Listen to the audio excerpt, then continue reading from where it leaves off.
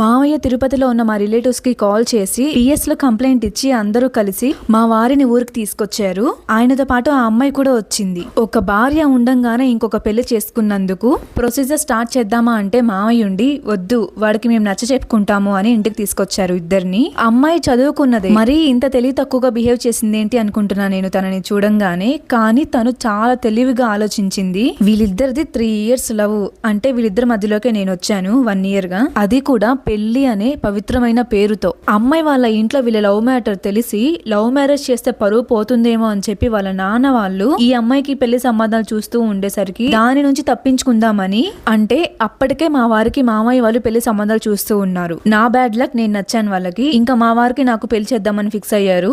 ఈ విషయం మా వారు వెళ్ళి అమ్మాయికి చెప్తే ఆ అమ్మాయి ఉండి మా వారితో నువ్వు ఈ పెళ్లి చేసుకో, బట్ వైఫ్ అండ్ హస్బెండ్ గా మాత్రం ఉండకండి, మంచి టైం చూసుకొని మన ఇద్దరం వెళ్ళిపోయి పెళ్లి చేసుకుందామని చెప్పిందంట.